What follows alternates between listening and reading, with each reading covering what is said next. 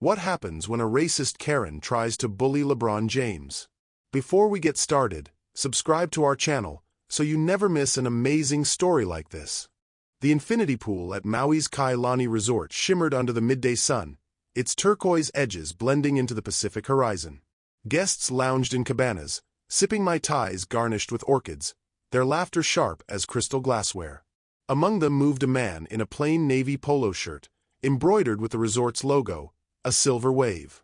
His name tag read LeBron, though no one bothered to ask his last name. To the wealthy vacationers, he was just another attendant, there to fetch towels or adjust umbrellas. LeBron James, yes, that LeBron James, stacked fresh towels on a cart, his 6 feet 9 inches frame incongruous in the role. He wore no jewelry, no flashy watches, just a quiet focus as he scanned the pool deck. A group of sunburned businessmen catcalled a waitress, their Hawaiian shirts straining over paunches. Nearby, a woman in a designer bikini adjusted her diamond necklace, sneering at a server's accent. No one noticed LeBron's eyes narrow as he overheard a guest mutter, service staff these days. No one saw him pause, fists briefly clenching before he resumed folding towels. The resort's brochure promised luxury without limits. But here, respect had its boundaries. For now, LeBron stayed silent, a shadow in the glare of privilege. The clink of ice in a margarita glass cut through the poolside chatter. Mrs. Eleanor Carlton, her platinum bob glinting under the sun, marched toward LeBron, her Gucci sandals slapping the deck. Behind her, 2 women in matching Lily Pulitzer dresses stifled giggles. "Excuse me," she snapped, thrusting an empty tumbler at him. "This isn't your break time, sir. The help shouldn't loiter where guests swim." Her gaze flicked to his logoed shirt, lip curling. LeBron turned slowly, his expression unreadable. "Ma'am, I'll fetch another drink. Would you like a fresh towel as well?" He gestured to the stack on his cart, voice steady. "Oh, please," she drawled, rolling her eyes at her friends. "Do I look like I need a towel? I need you to do your job." She flicked a manicured finger toward a spilled mai tai near her lounger, a deliberate splash from her earlier laugh. Nearby, a server froze mid-stride, tray tilted. A businessman smirked into his phone. LeBron's jaw tightened, but he knelt, wiping the spill with a towel. Mrs. Carlton stepped back, feigning disgust. "Good. Maybe next time you'll stay in the staff area where you belong." Her friends tittered. LeBron stood, meeting her gaze for a beat too long. "Of course, ma'am." He turned to leave, but not before she muttered, "Pathetic," just loud enough for him and the approaching lifeguard to hear. The lifeguard hesitated, glancing at LeBron's name tag. LeBron gave an imperceptible shake of his head. "I've got it," he murmured. As he walked away, Mrs. Carlton's laughter rang out. "They hire anyone these days." The poolside laughter grew louder as Mrs. Carlton's clique commandeered the cabana next to LeBron's towel cart. She draped herself across a lounger, her voice cutting through the hum of conversation. "Darlings, did you see the help here? They're letting anyone wander the premises. No standards anymore." Her friends tittered, sipping champagne. LeBron straightened a stack of towels, his movements deliberate. A teenager cannonballed into the pool, spraying water near Mrs. Carlton's feet. She shrieked, then glared at LeBron. "Aren't you going to do something? Or is that beyond your skill set?" The group erupted in laughter. A man in a Tommy Bahama shirt leaned forward, smirking. "Relax, Eleanor. At least he's strong enough to carry your drinks." More snickers. LeBron's hands stilled. A server nearby hesitated, tray in hand, but said nothing. The lifeguard, Koa, gripped his whistle tighter, jaw flexing. Mrs. Carlton stood suddenly, blocking LeBron's path. "You're always here," she hissed, eyes raking over his shirt. "Don't you have a basement to clean? Or a garage to sleep in?" Her voice dripped with faux sympathy. "Tell me, do they even let you swim in this pool?" A hush fell over nearby guests. LeBron's nostrils flared, but he met her gaze. "The pool's for all guests, ma'am." "Guests?" She threw her head back, laughing. "Oh, honey, you're not a guest. You're a fixture." Like the towel racks. Her friends gasped, torn between shock and delight. Koa stepped forward, but LeBron raised a hand, silencing him. Mrs. Carlton smirked, emboldened. What's wrong? Cat got your tongue? Or are you just thick as well as? A camera shutter clicked. A guest snapped a photo of LeBron, grinning. Smile for the gram, buddy. Hashtag poolboy problems. LeBron's fists clenched. For a heartbeat, the air crackled. Then he exhaled, slow and steady, and turned toward the resort's main building. Mrs. Carlton's laughter followed him. Run along, LeBron, she called, mocking his name tag. Maybe management will teach you some manners. The pool deck's mood shifted like a sudden storm. Mrs. Carlton, now flanked by a crowd emboldened by her cruelty, stood ankle-deep in the shallow end.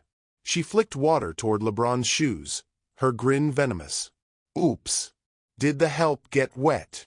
A guest snapped a photo of LeBron's soaked cuffs, laughing. New profile pic. Pool boy versus the Pacific.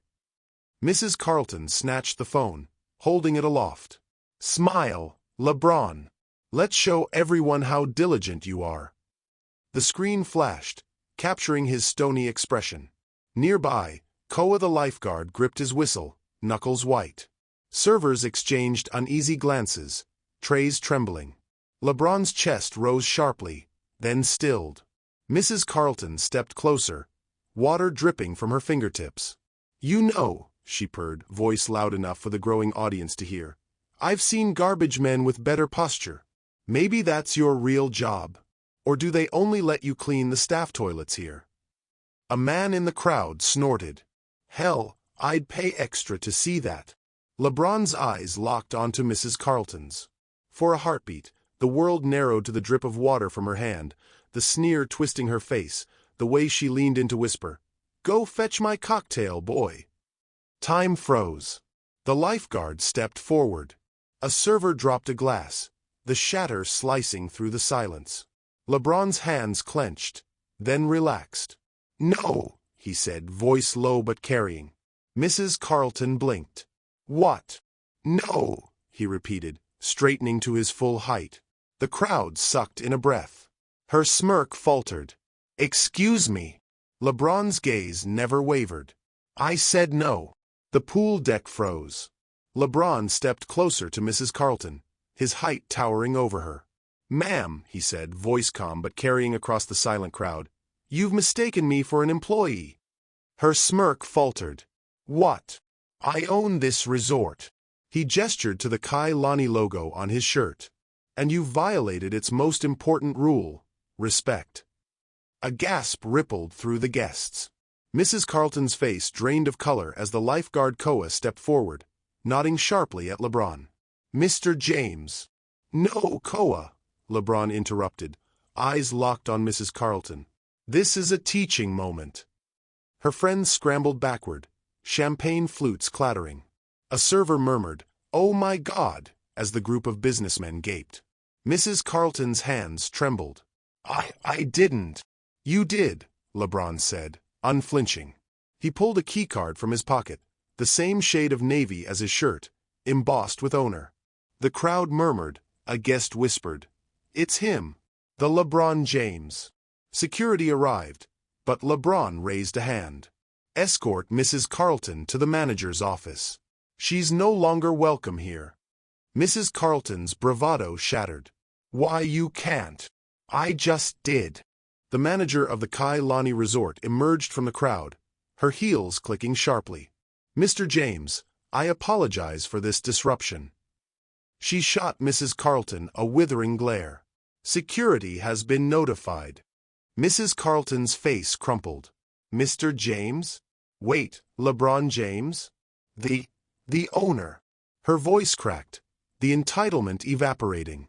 I didn't realize. Ignorance isn't an excuse, LeBron interrupted, his tone frosty. He gestured to her phone, still clutched in her hand, the one that had snapped his photo minutes earlier. You wanted a gram moment? Let's make one. He nodded to Koa, who confiscated the device. Guests scrambled to distance themselves. A man in a Rolex mumbled, We had no idea, Mr. James. Quiet, LeBron said, and the pool deck obeyed. He turned to Mrs. Carlton, whose designer sunglasses now trembled in her hand. You mocked my shirt, my presence, my name. You insulted the staff who keep this resort running. And you did it all because you assumed I was beneath you. A server stepped forward, emboldened. She called him boy, she said, voice shaking with fury. Right in front of me. Mrs. Carlton blanched. Please, I'll delete the photos. Too late. LeBron raised his keycard, and the crowd gasped at the owner emblem. You're banned from Lani Properties. Permanently. Security gripped her arms. She thrashed, screaming, Do you know who my husband is? He'll ruin you. LeBron leaned in, voice lethal. Tell him to call me. I'll be waiting. As she was dragged away, guests erupted, not in laughter, but in applause. A teenager whispered, That's why he wasn't scared. LeBron turned to the crowd. This resort stands for dignity. Racism erodes that. He gestured to the manager. Revoke her family's membership. And hers.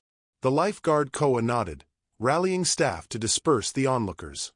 Mrs. Carlton's friends fled, leaving her designer bag abandoned by the pool. LeBron stepped onto the pool deck's edge, his shadow stretching across the tiles like a verdict. This resort isn't just a business, he said, voice resonant. It's a promise to treat everyone with dignity. Racism doesn't just hurt people. It erodes everything we build here. Mrs. Carlton, now seated on a lounger, stared at the floor, her designer nails digging into her palms. Her friends had vanished, leaving her alone in her shame. You mocked me for my shirt, LeBron continued, gesturing to the Lani logo, but you're wearing the real stain. Your actions don't reflect the world we're trying to create. He turned to the manager. Revoke her family's lifetime membership. Ban them from all Lani properties. A collective gasp swept the crowd. Mrs. Carlton lunged forward. You can't do this. Do you know who we are? I know exactly who you are, LeBron said, unflinching. And now so does everyone else. As security escorted her toward the exit, her composure shattered. Tears streaked her makeup, her screams echoed. This is theft. You're nothing but a... The doors slammed shut, cutting off her words. The pool deck buzzed. A teenager whispered, she got owned, while a businessman hastily deleted photos of the confrontation. Koa the lifeguard nodded at LeBron, pride in his eyes. LeBron knelt beside Mrs. Carlton's abandoned bag, retrieving a crumpled brochure. Luxury without limits, he read aloud. But respect is the limit. Remember that. He handed it to a server. Mail this to her. No return address. As police sirens wailed in the distance, a guest approached, hesitant. Mr. James, we're sorry. For not speaking up. LeBron softened. Apologize by doing better. That's how you honor this place. 6 months later, the Lani Resort's ballroom glittered under a constellation of pendant lights, its walls adorned with portraits of staff, servers, lifeguards, housekeepers, captioned with their names and stories. A banner above the stage read, Respect First Gala, celebrating voices that build us. LeBron stood at the podium, his navy suit subtly embroidered with the resort's wave logo. Guests, many of whom had witnessed the poolside incident, raised glasses as he spoke. True luxury isn't about exclusivity, he said, voice echoing. It's about lifting everyone to their highest potential.